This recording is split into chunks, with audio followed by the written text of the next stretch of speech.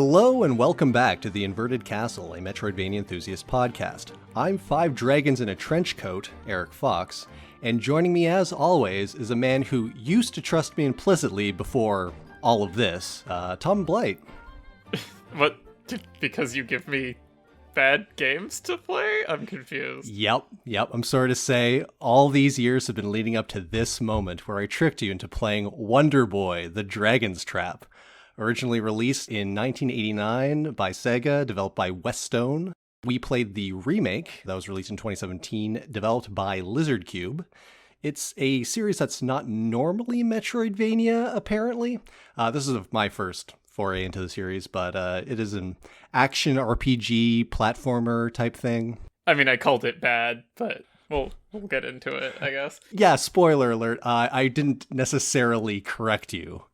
Yeah, so I guess first things first, the remake is incredibly faithful in that the remake is essentially just running the emulator and then like layering better art and graphics on top of it. So it's always completely matching. Yeah, in fact, like you have two buttons, one of which dedicated to hot swapping the music, the other hot swapping the visuals without pausing the game. It just kind of like wipes to either or. Yeah, it looks like a modern indie 2D platformer. And then when you look at how it used to look back on the Master System, oh boy, they certainly did a lot of work. And to be talking specifically about the remake, I think it looks and sounds great. Yeah, my wife actually got annoyed at some of the background music in the remake. In what way? Particularly the town music, I think she found a little aggressive. Aggressive? Like, aggressively cheery. I mean, fair, and you do go back to the town fairly often, even more so if you die a lot. I don't know, this is the feedback from the person who was in the same room while I was playing it. Yeah, we should get her on the podcast instead. Yeah. I mean, one time she asked me, so what is a Metroidvania anyway? And I was like, hon, I've been doing this podcast for like 2 years now. And we still haven't been able to accurately define it. What hope do you have? But that aside, I think one of the weird things about this remake is that there's something just very jarring about really nice, modern, hand-drawn animation and 1989 kind of dog shit controls. I mean, they're not the worst, but there is a momentum to how your character moves and very specific hitboxes for your weapon attacks that, yes, I would say create an uncanny valley between what I'm expecting as a gamer in the modern age and how it looks like it should be like that, and what the actual game is, the underlying mechanics and whatnot. It's a weird position to be in. In particular, I can't tell if I got used to it or just particular forms are worse for this, but I found that right at the start, the human and the lizard man felt awful. And I think it's because they have low acceleration. And then later on, I either got used to it or the later forms actually have higher acceleration. I think you just got used to it, because I certainly did not notice an uptick in lateral momentum. Maybe the mouse, just because it looks small, seems like it. But yeah, we should probably go back and actually describe what the hell different forms mean and what this game is, right? Because I think the most interesting bit of this is its position as a remake, but let's set some framework here for it first. Yeah, the game starts out apparently pulling the same kind of thing that Symphony of the Night would later pull with Rondo of Blood, where like the beginning of the game is the end of the last game. Is it actually the end of the last game, or is this like new, quote unquote, the end of a game, or is it actually the end of Monster Boy 2? It's described as a simplified version of the last level. Oh, okay. So I assume very much the same thing as was going on in the beginning of Symphony of the Night. Yeah, where you play as Richter. I mean, although that's like a super trivial version of the last level, and then you fight Dracula, right? Yeah, no, I get the metaphor. Yeah, no, that works. Turns out they were actually just cribbing from Monster Boy. Who knew? Or Wonderboy? It was Wonderboy and now it's Monster Boy? I think they're the same spiritually similar series, but different games. Like if Monster Boy is a different game than Wonderboy, whatever. Hmm. We're playing Wonderboy. I'm going to get it differently. Hell, I played it Wondergirl. Not that it matters. We'll get to that. Yeah. And so initially you go through this castle and fight this mecha dragon. And then upon killing the mecha dragon, some kind of cursed spirit comes out and attacks you, and you turn into a lizard man. Yes, and you will no longer be a human for the rest of the game. And that's the Dragon's Trap. Or really, there's the Dragon's Traps, because from then on, you go to like the different zones to fight the boss, all of whom are different types of dragons. Upon beating them, another spirit pops out and gives you a new form. So from the lizard man, I think you fight the mummy dragon to become a mouse man. Yeah. Mouse man to fish man to lion man, beast man, can't remember. I mean, I think they call the fish man Piranha Man. That's true. And then to bird man. And then you find altars at some point that let you change between them. Yeah, like there's one in the main town, and then I think in the last dungeon there's one. I mean, there's one in the lava area. That's presumably the first one you found. I did not find that one. Oh, because isn't... Oh, wait, no. I'm pretty sure that's required to get the bracelet that lets you break rocks. That is true. Yep. No, you're right. I was confusing it with the speed run. Sorry, never mind. Yeah, okay. And then finally, after you defeat the last boss, you gain the ability to cure the curse and turn back into human. Or if you were Wonder Girl, you become Hugh Girl, which I don't think taxonomically makes sense. But whatever. That's the main shape of the game. Like in terms of its Metroidvania level design, like you do have a few different like paths you can go down, but you get locked out pretty quick. This is not a particularly large game. And because you're more or less locked to a specific form from very discrete zones, there's not like a whole lot of hot swapping as you gain new forms, so much as once you become the fish man, now you can go underwater and just do that level until you become the beast man, which allows you to go to a different spot and just do all of that level. Which, this is a complete derailment. Mm-hmm. The place that I thought was going to be where you were supposed to progress with the Lion Man and with the Thunder Bracelet, which you get pretty much at the same time, was not. It was, in fact, the unknown, the bonus levels. Right. For this remake, there were a couple of additions, including form-specific challenge rooms called Unknown Locations.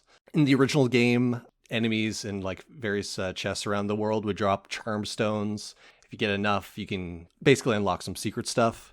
In this game, they made only 6 of them, one for each form, and they're in these hidden off to the side rooms for bonus content. Oh, so they did actually make changes. They did, yes. I was going to get to that as far as the remake's concerned, but yeah, this isn't just an emulation. I think they, from the ground up, remade the game to also work with the old visuals. Fair. Also, other funny part of that is that, so that when you enter one, it transforms you into that form. So that one was the Lizard Man one. I promptly died.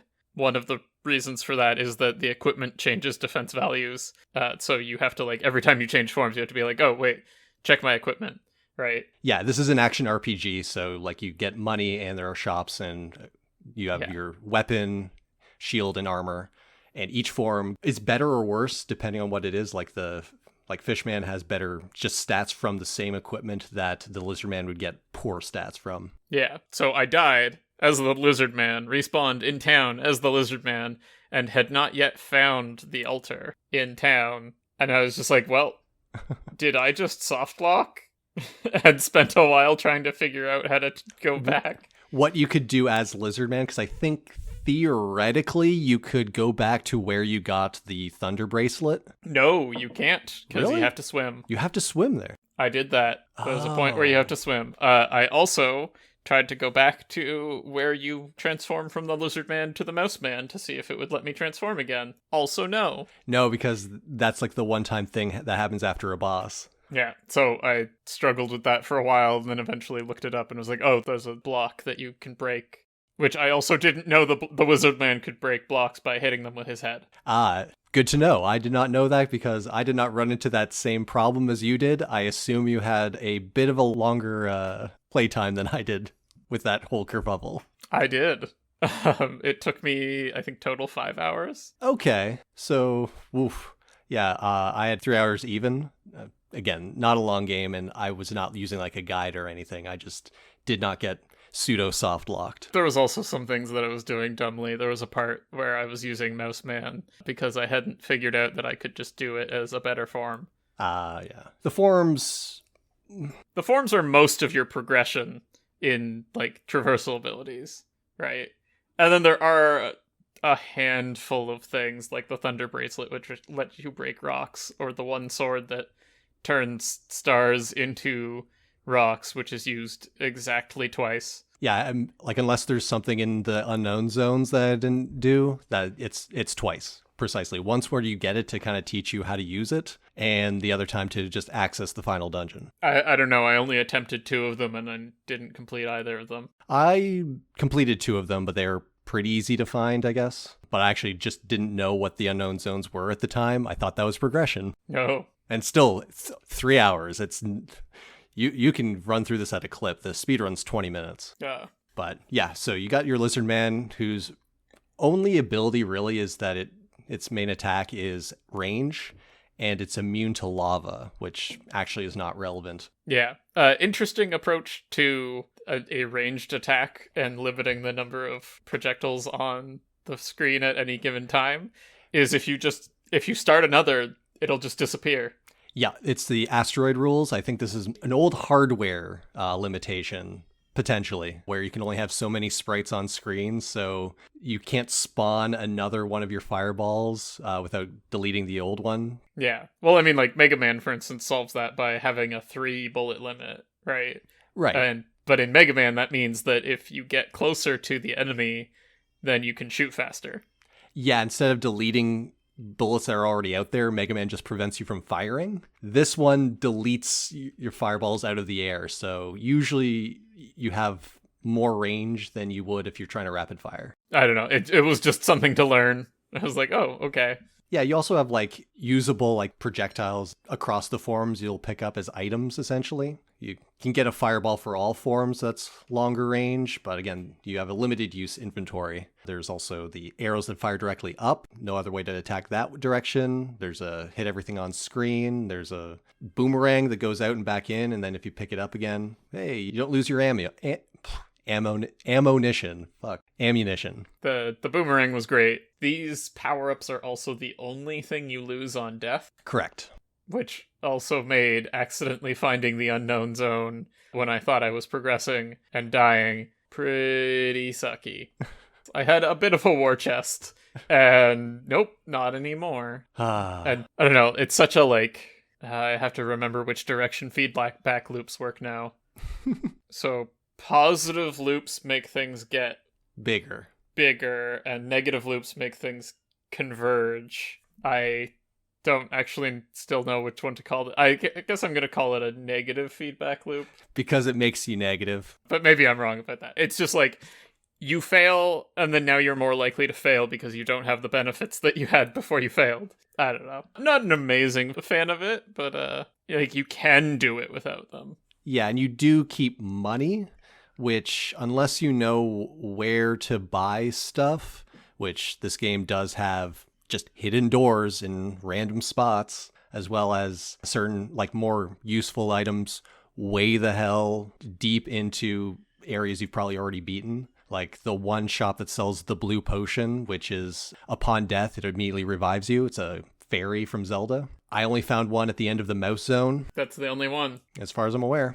It's old school punishing, but the fact that you don't lose all of your money, I actually did find surprising, and I'm not actually sure if that's base game behavior or not. There was a blurb that kind of suggested that it might be remake stuff, but it might be just the remake was telling you explicitly about it. I see. Regardless, exploration is a bit rough. So, switching between forms. There is a way to do it at will, as it turns out. But it's late in the game, it's the second last form, you're the Beast Man. You have to find a specific hidden shop on the way to his boss and have enough money to buy a specific sword that'll do it for you. It also doesn't tell you what the sword does, just that it's special. It is very powerful for the Beastman specifically, so you are at least incentivized to pick it up. But I definitely didn't find it. I had to look this up later, and I was just like, what the hell's a Tasmanian sword? Oh yeah, me too. I had gone to that spot and was like, oh great, a dead end, you really tricked me, and turned around and went back. And it's totally on brand for these kind of games to just have a, like, prank dead end. I think we discussed this in Metroid, where they just have entire, like, parts of the map that have nothing in it other than to waste your time. After that, I was like, wait, have I been missing a lot of hidden shops? Or did they just randomly decide to start putting hidden shops in most of the way through the game? Yeah, I never found any of them. I think I found one other after that. Oh, I didn't find any until before we're speaking now, I was looking up, hey, what's the deal with these unknown areas? And there's like a tooltip that said, or the wiki or whatever was saying that you cannot use the Tasmanian sword in these. You have to stick to the form. And I'm just like, the hell's a Tasmanian sword? And then I went down a little rabbit hole. Like, there are secret doors? The hell? Like, I'm not surprised that they existed. It's just, well, it didn't stop me from beating the game. So there's that. I was doing the equipment roundup and I was like, okay. Like, I had attempted the Sky Castle once and died. And I was like, I'm gonna go try to find all the best equipment before trying this again. And so looked stuff up and spoiled myself for that. Ah, okay. I just kind of explored and just went back to the one zone that had the blue potion and just like, okay, load up. The vampire dragon, who is the final boss, is way easier as the Beastman. Yeah, I don't think he's particularly difficult for anybody, if I'm being honest. I managed to fail on him as the Birdman. Oh, okay. I thought it was like fitting for like the rhythm of the game to just be the next form for each boss, but you know, whatever. Yeah. Also, all the bosses are fairly samey. Of hit him in the face, or in the case of the vampire dragon, the face on his belly. But yeah, I can see why the Beastman, whose special ability is a swing that hits a bit above him, would be quite good for that. No, yeah. I mean, he's also got a shield that blocks almost his entire body. Also very useful against the vampire dragon. I don't know, simply just get good, I guess? I don't know. Yeah, I don't know. I actually found the Birdman one of my least favorite forms. Yeah. I mean, there's not that many forms, but I think I preferred being Piranha Man. Really? Yeah, I don't know. Swimming just felt more natural than flying somehow. I guess, but also there's one zone that has swimming. It's true. It's pretty underused. Yeah. Well, I mean, insofar as any particular concept is used in this game. It's old school. Weird momentum on platforming, as we discussed earlier. Yeah, in particular, like touching a wall really stops you dead. And that was something I had to get used to of like, I don't know, I'm apparently just habitually like rub up against all the geometry. Gross. And I had to stop doing that. Yeah, you should stop doing that. We're all worried about you. It's not a phase, Mom. This is who I am. How very touching. I wouldn't say this is a problem so much as like a weird quirk of when you get hit by something and get knocked back, you're in a state where you can't take damage, but you can still get hit by new things. So there are a few bosses who sprayed out a stream of bullets, and I just kind of get comboed into the wall, like not really lose life, but enough time that I'm just kind of sitting there waiting for my ability to get control back again. Yeah, that only really happened to me on the Vampire Dragon. There's a couple where I got butt up against the wall with the body of the boss, just waiting for him to move. I mean, it could have been worse. They could have been dealing damage to you that whole time. Honestly, wouldn't put it past them. So thankfully, they made the game actually beatable. And so every time you get hit successively, it extends your invulnerability time. It was all right. Yeah. Oh, that actually reminds me of a dumb, weird complaint. The one thing that I think that they did poorly in the remake is the health meter. As differently than it was in the original game? Minorly, yeah. So they made the contrast on the health meter lower between the gray and the red. And I'm not that colorblind, but it changed the health meter from like instant read to I don't understand how much of a heart I have left without like actually taking my eyes off of the character and onto the health meter. Right. Okay. Yeah. This is which is not a problem with the old style one because it was red on pure black. Did you swap to the old style at all, other than for curiosity's sake? Mostly curiosity's sake. Like, some of the like more impressive vistas, I was like, oh, what does it look like in the original? And the answer is there's nothing there. It's just trees. A block of color or trees, or they shrank this ceiling and floor, so like there's just less stuff. There was one room in particular that trolled me into thinking there was a secret there, until I switched to the original. It's the house in the village with the stone blocks above you. Okay. In the remake, it really looks like you should be able to go up there, and then there will be something hidden to the right, right? Yep. No, that's just a random platform that you can never reach, because the only characters that can swing up also can't jump up. Theoretically, if you have the Tasmanian sword.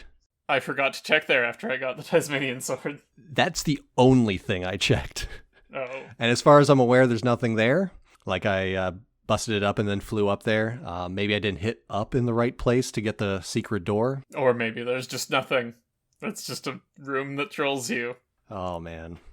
But speaking at, I think there's not a lot to this game. In fact, the story is essentially just the premise. There's just, hey, you made it to the Mecha Dragon, but he has a curse. That's the opening text crawl, and you get basically nothing else. Yeah, there are NPCs to talk to, but they mostly make fun of you for your transformations, or the doctors or nurses make jokes about, oh yeah, everyone's undead here. Hard to make a business. Yeah, not the biggest plot in the game. No, not at all. Or in the world. In the game? Jeez, what am I saying? Welcome to the club. That's my dragon curse. But really, it's the fact that this game is in many ways elevated, but also to a point where I don't think the actual game can live up to what the remake is presenting. Outside of that one song that your wife hates, and she's fair too. I think the musically, swapping back and forth, as much as I do like chiptunes, I think this game's got some really catchy tunes when you're just kind of, adventuring, swinging around. It's got the desert zone and the water zone. They all feel thematically appropriate. Yeah. And sufficiently modern. But I think the art style is... No other game really looks exactly like this. It's certainly got a style of its own. It's very illustrated. I don't know how to describe it in words other than that. Everything moves and animates well, even though it's really still has to abide by the hitboxes of the original game. So you can't get too fancy with a sword swing when in the original game it's just a single frame of a sword appearing in front of your character. I'm not great at describing animation styles. It's I don't know, it kind of reminds me of Flash animation, right? Classic Newgrounds, but also kind of reminds me of not Rubber Hose classic cartoons, but no, things are bouncing, but further than them. Yeah, but not in that same strict adherence to squash and stretch. Yeah. I think the Newgrounds comparison is a little unfair. Particularly for the ninjas. I was I swear this ninja has appeared in a Flash game. I think that in terms of its aesthetic design, I would agree with you, but I think in terms of the way it animates, see, for me, the Newgrounds and the Flash is the tweening and the single JPEG rotating around something, where this game doesn't really do that. There are discrete frames of animation for that kind of thing. Whoa, this is high effort Flash animation. Sure, yeah. I don't know. That's the most backhanded compliment I can think of. That's you put a lot of effort into this shit sandwich. Great. Flash animation is good. Maybe I just have different connotations. Maybe I was just watching the worst animations on YouTube. Yeah, I don't know. I was thinking if Strong Bad had an actual budget to animate. Maybe. There's more detail to the illustrations here than I think Homestar Runner ever got, but yeah, we're splitting hairs here. Speaking personally, I really like the aesthetic of this game. It made me want to play the series, I guess, or at least this particular iteration, because otherwise, the fuck do I care about Wonderboy? This game kind of had an appeal to it. like its presentation. But that obviously created a bit of a weird juxtaposition with a very strict adherence to how the game played back in 1989. Speaking of which, I remembered there is a place where they tell you that you can access the passwords from the original game. Yes. So, I think actually the original game only has a password screen, but maybe it does keep your money if you don't shut off the game. Yeah, I'd imagine there's a continue system, but if you wanted to, like, leave, I think a lot of games at this time was like you had to go to a specific spot and say, hey, what's my password for where I'm at here? I'll write it down. Because ain't no way this had battery saves. This game is like in a weird spot because it's not just like we were talking about Castlevania, the Dominus collection, right? Which is outside of like something they did to make the dual screen and touchscreen shenanigans work on a PC. It's just the game running on an emulator without any fancy accoutrement. Yeah. But it's also, this game also isn't like a full-on reimagining of what this game is, like, say, a Final Fantasy VII Remake, or a game I played recently, Romancing Saga 2, which is the budget version of what Final Fantasy VII Remake did. I see. Oh, that game is SNES era as hell. But we're not here talking about that game. We're talking about this one, which is like the fact that you can go back to its original aesthetics and the fact that it still plays like that is better from a preservationist point of view. I don't know how you feel. I mean, I don't know. It's always nice when you can go back to the original thing, but it is a thing of like, a lot of the time I would prefer if you were going to go to the effort to do this, you should probably have remade the gameplay.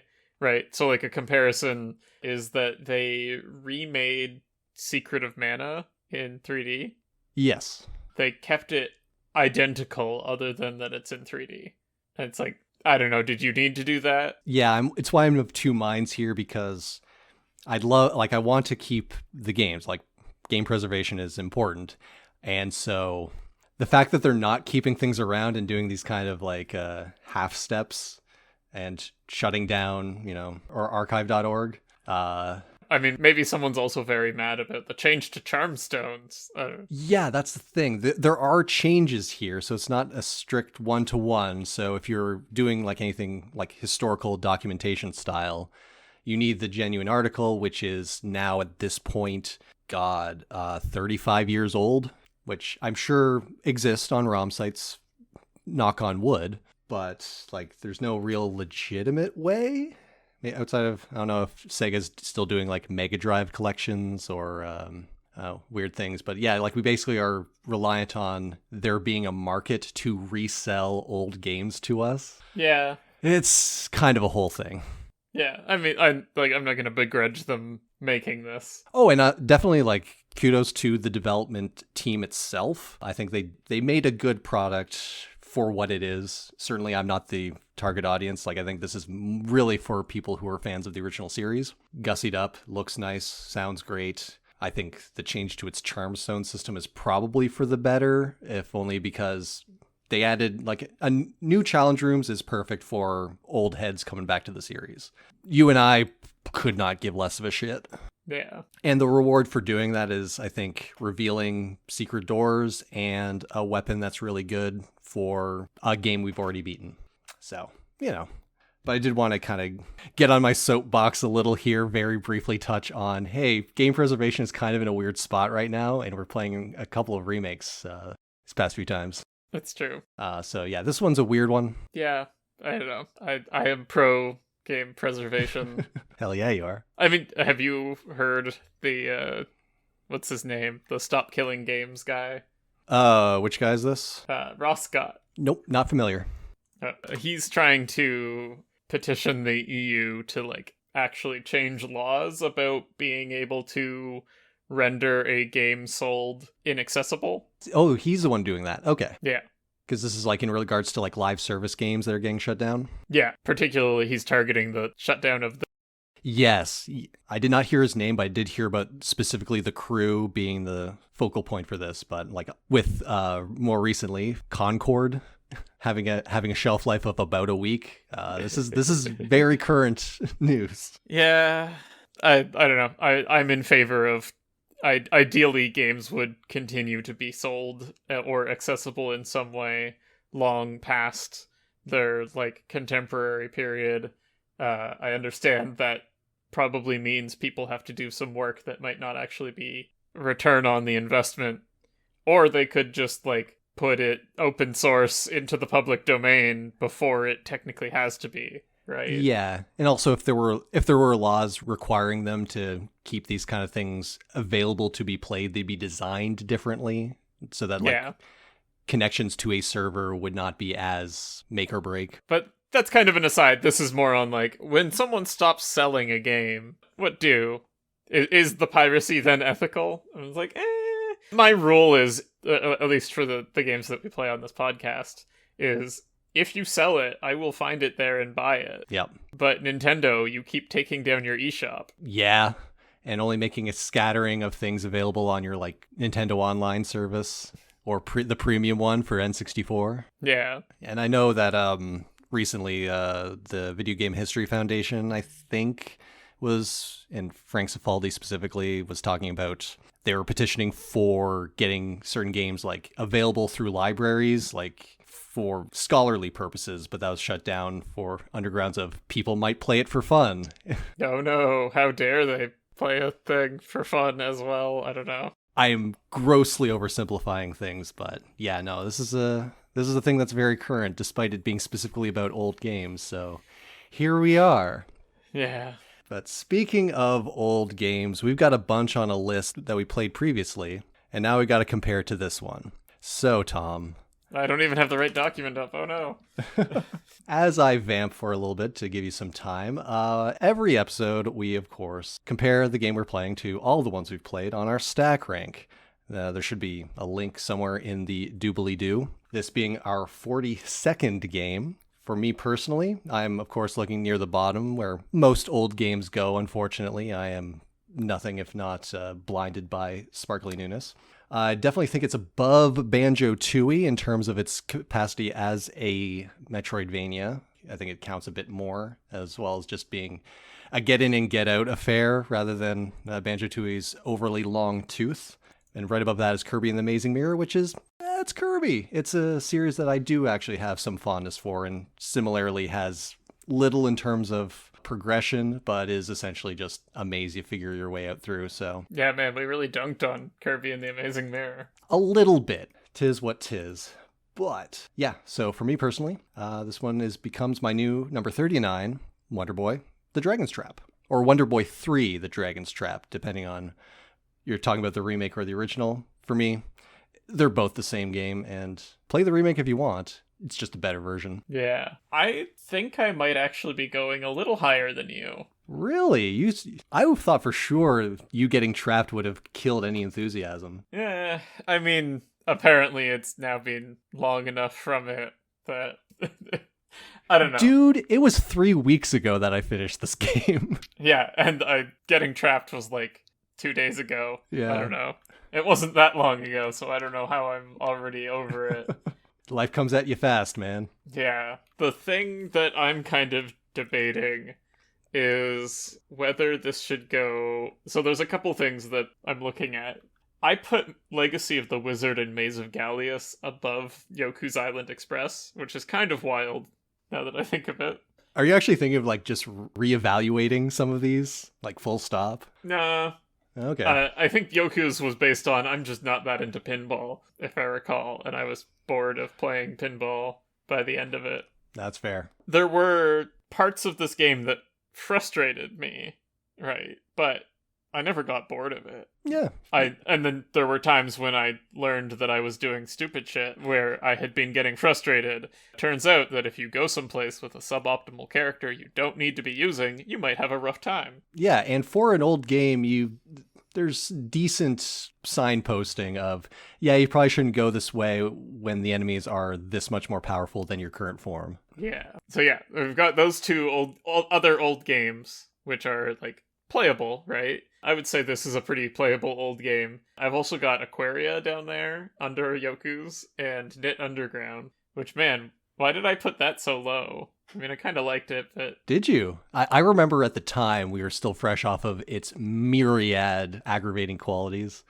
Yeah. Like, I don't know if you remember how Aquaria, like, controlled and what you actually had to do to finagle your way through certain encounters.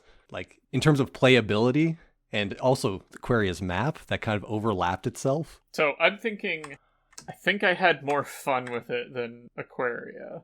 Okay. I think I'm going to put it under Yoku's. Like, I definitely had more fun with this than Aquaria. I think I'm judging more on what's interesting to me, as well as I think like what vibes with my personal like feeling on what Metroidvanias give me, and this one felt pretty light on that. It was a hack 'em up platformer more than exploring where to go.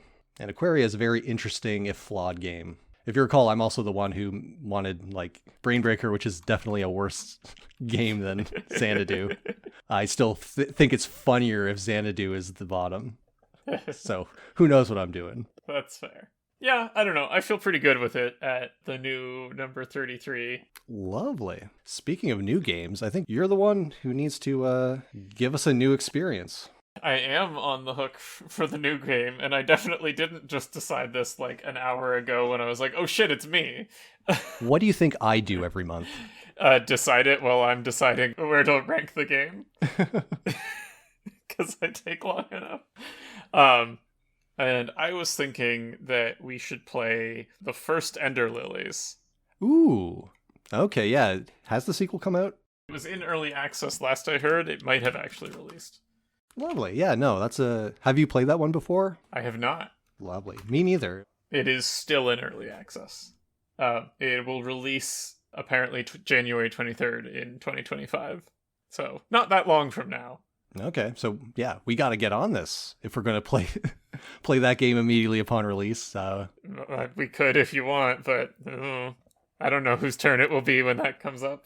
And also, who knows, maybe we'll be fucking sick of it. But if you're not sick of us, please leave a comment in our YouTube page or Facebook, or send an email for any questions, comments, concerns at invertedcastlepodcast@gmail.com, or on Twitter/X at InvertedCastleP. Never forget the P. Any last comments or concerns from you, Tom? No, that's it. I did start a Blue Sky for some reason. Excellent. We are. What would the Blue Sky be? I don't know how their handles work off the top of my head. What did I make it? It's Inverted Castle, and I very seriously considered putting the P on it. Yeah, listen. If there's one thing I won't let you forget, it's the fucking P. The podcast was too long. It is invertedcastle.bsky.social. Gotcha.